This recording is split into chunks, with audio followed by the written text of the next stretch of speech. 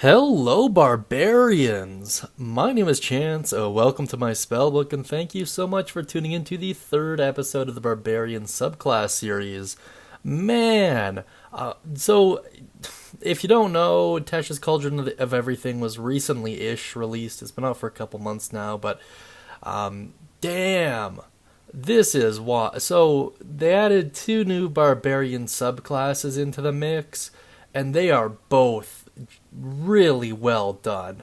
I need to see how these play. I'm looking forward to seeing what kind of interesting multi-classes come out of these. The Path of the Beast is the first one we're going to be talking about, and it's probably the less wild of the two, which is strange because it's named Beast, but the other one's named after wild magic. So I mean, yeah, I don't know. Maybe they're both pretty wild, just in different ways. But man, just well done. If this is the first episode of the series you're watching for whatever reason, you're gonna want to watch the playlist just so you know what's going on here. So click on the little eye icon up top in the corner there and watch the first Barbarian video to kind of fully understand what the Barbarian's all about. If you've already watched that, though, feel free to go nuts with this one. But man, this is I'm really excited to see what you guys can come up with in relation to it. In any case, before we dive in, I just want to say a couple things really quick. We're going to be doing one race video, one subclass video, or class video, I guess, and probably one spell video a day.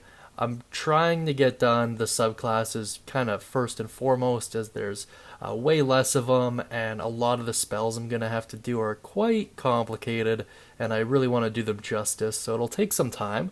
But while I'm doing all that, if you have any recommendations on how to grow the channel, or how you think I should grow the channel, let me know down beneath. I'm kind of just looking for ideas.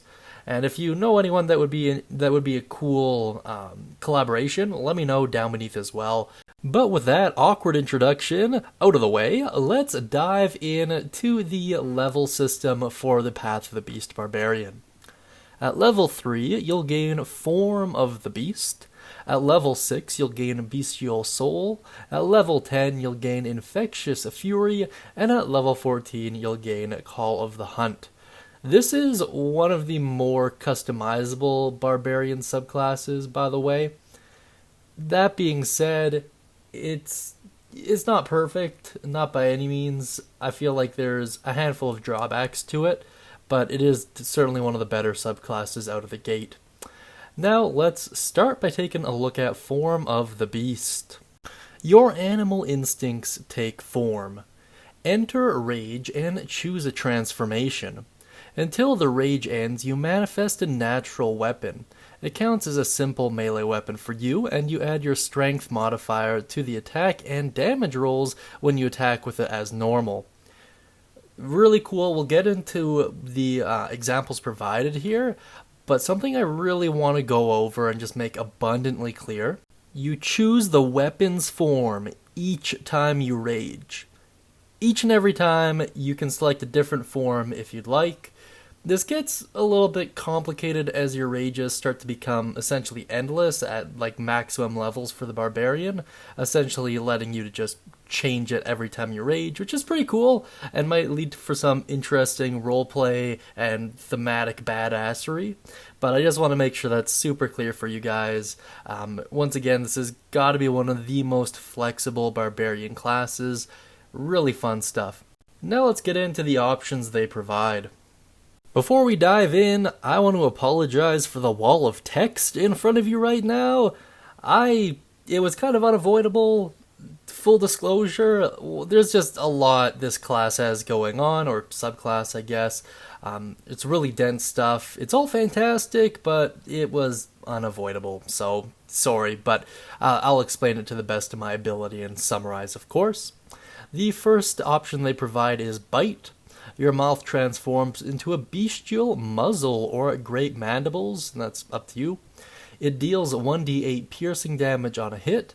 Once on each of your turns, when you damage a creature with this bite, you regain a number of hit points equal to your efficiency bonus, provided you have less than half your hit points when you hit.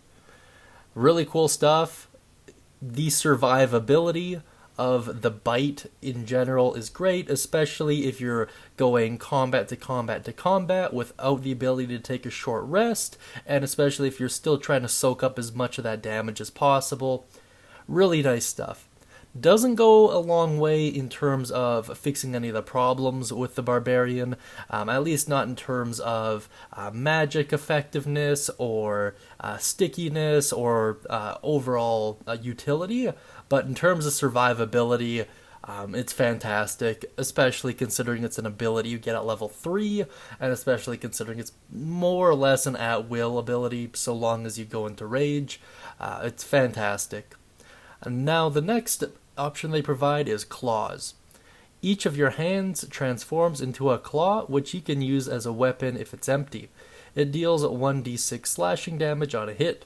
Once on each of your turns, when you attack with a claw using the attack action, you can make one additional claw attack as part of the same action. Really cool stuff. Meant as more of a DPS option. Doesn't really solve any of the issues with the Barbarian. However, especially at those early levels, this lends itself much more to dealing more damage, potentially even critting where you otherwise would not, and serving as an extra attack long before you get the actual feature at level 5. So this is a great way to make sure your power scaling is really nice at the early game. Its viability in the late game, though, your mileage may vary. And the third option they provide you with is tail. You grow a lashing, spiny tail, which deals 1d8 piercing damage on a hit, and has the reach property. If a creature you can see within 10 feet of you hits you with an attack roll, you can use your reaction to swipe your tail and roll a d8, applying a bonus to your AC equal to the number rolled, potentially causing the attack to miss you. This is one of my favorites, maybe even my favorite in general, although circumstantially, tail and bite, they're kind of the same, right? They both serve to extend your life. Bite does it by healing you, and tail does it by just potentially removing the damage altogether. Although I feel like during the beginnings of combat, tail is going to be absolutely fantastic, and then maybe claws as you kind of establish what everything can hit, and then bite in the late game. At least that's how I would assume that it would be played out. Ultimately, I suppose it comes down to how many rages you have at that particular level, but in a general sense, I think that's how it was meant to work. Now let's move on from here to your 6th level ability, Bestial Soul. You are now more beast than man.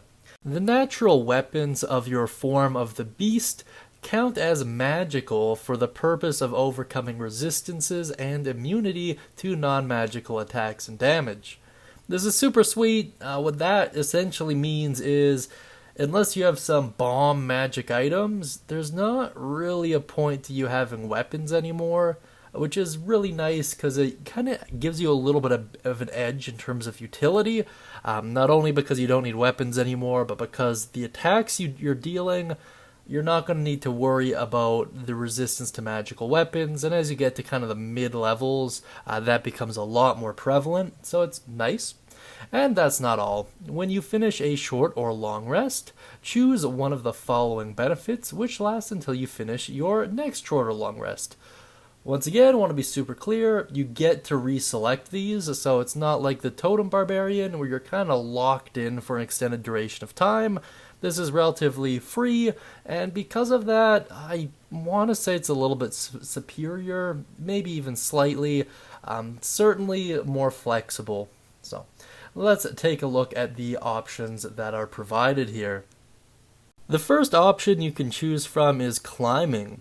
You gain a climbing speed equal to your walking speed, and you can climb on difficult surfaces, including upside down on ceilings, without needing to make an ability check. In addition to this being just straight up nightmare fuel, because you're probably going to be a pretty large, jacked barbarian, now you're just going to be kind of hanging off roofs and stuff and ceilings, that's a stuff that's going to keep some poor NPC from falling asleep for quite some time, maybe even years. In addition to that, though, climb speeds are one of the more useful speeds in the game, right up there with flight. I would make an argument that they're even more so because you don't have to worry about falling if you hit 0 movement, so it's kind of a little bit nicer, at least more peace of mind in that regard. The next option that is provided is jumping. When you jump, you can make an athletics check and extend your jump by a number of feet equal to the check's total. You can make this special check only once per turn. Now I know upon initially reading that, you're like, well, what's the big deal, man? That's a huge deal. So jumping is one of those things that's not usually gone over in games all that much. Not unless you're a particularly nasty little min-max or rule lawyers type person and you want to exploit the game to its fullness. It's kind of one of those rules that a lot of people don't know about, so we did go into it in detail during our jump spell video, but I'll touch on it briefly here.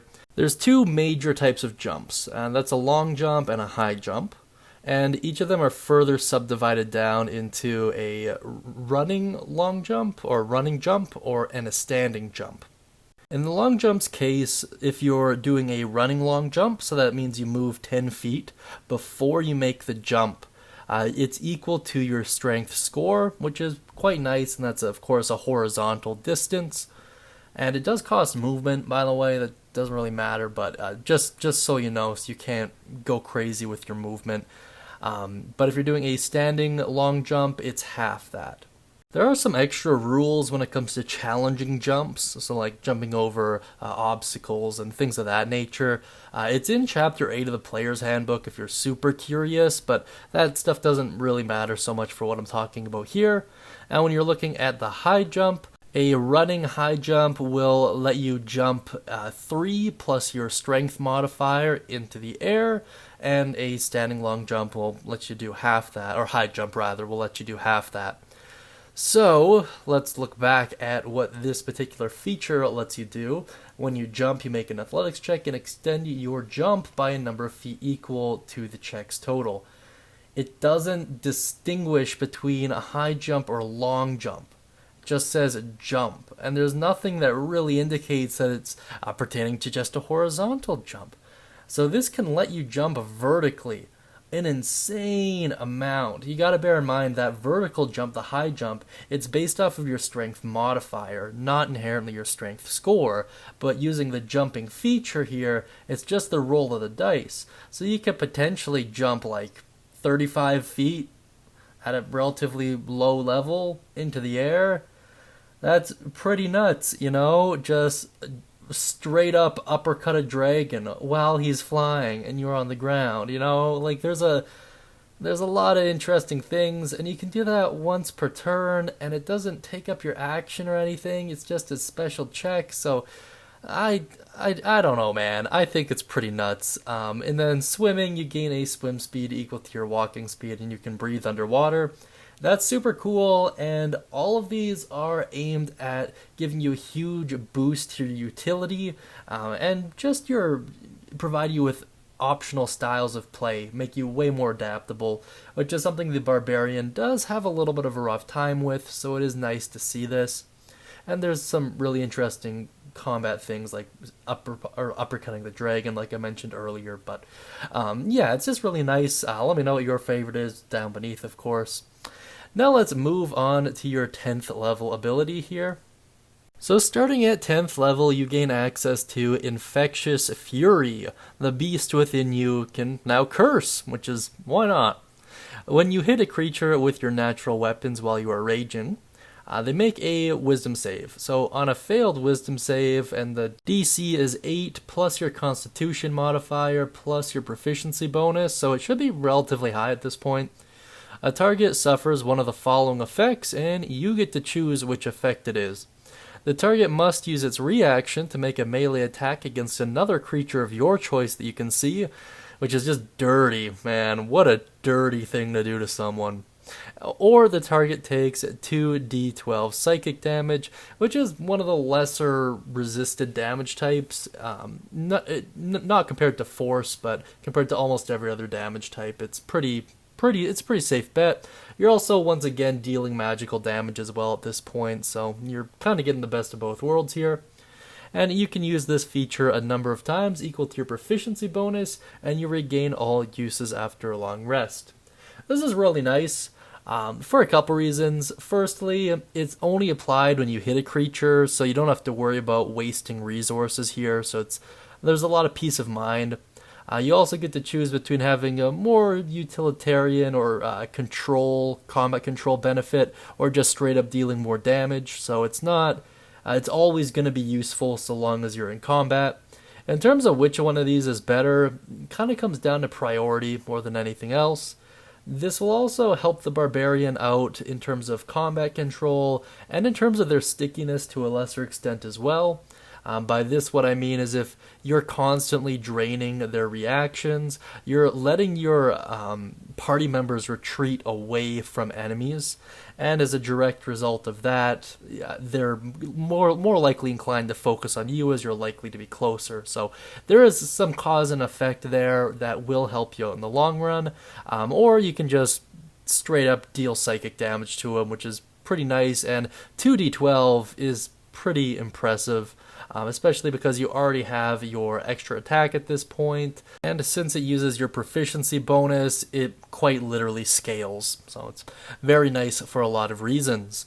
Now let's move on to your 14th and final class feature, or subclass feature rather.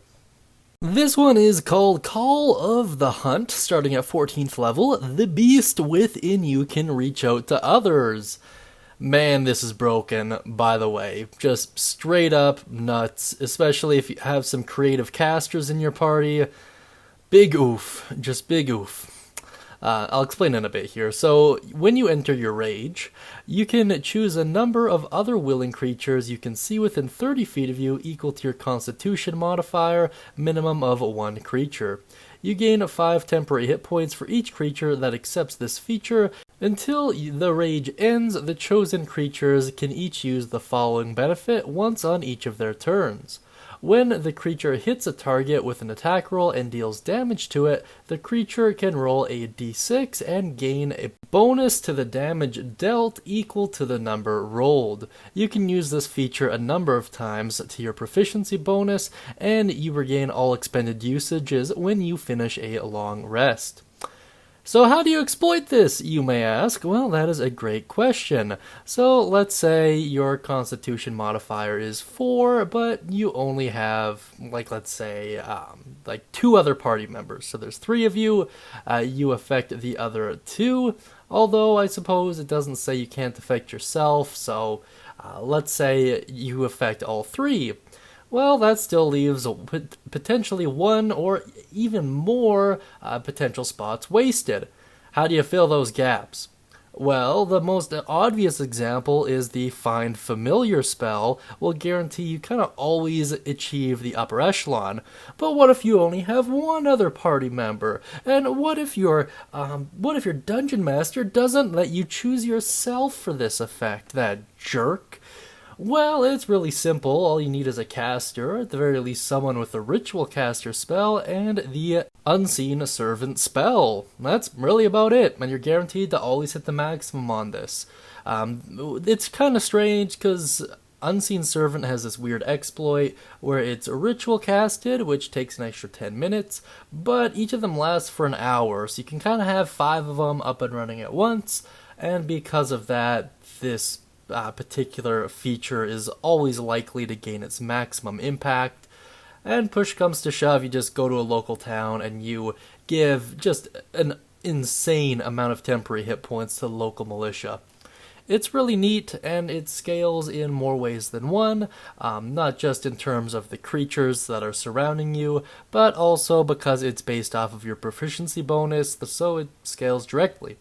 Really nice stuff and quite exploitable. Now let's move on to my personal thoughts here. So if you are unable to tell, for whatever strange reason that may be, I love this subclass. I think it's pretty damn sweet. It's both the Tasha's Cauldron of Everything subclasses that were added to the Barbarian are two of my favorite subclasses, maybe even in general now. I haven't done a ton of deep dives on all of the other ones, but certainly these are going to be a hard to top for sure. Now, when I said earlier it was wild, it's wild just because of the amount of sheer things you can do, but in terms of safety and control, this is probably one of the most controlled subclasses I've ever seen. Everything here is really measured, and to be honest, it's really safe, which is weird considering you're playing a barbarian, which are typically reckless and operate without fear of their own demise, really. But this is really leveled and really rational in terms of its planning.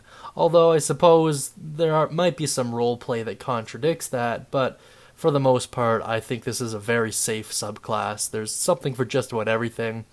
It doesn't really address dealing with spells all that much. However, it does provide you with a way to heal yourself relatively early on, so that's definitely a positive. It kind of helps with stickiness as well, at least just in terms of eating up reactions. It doesn't directly address a ton of problems outside of the utility aspect.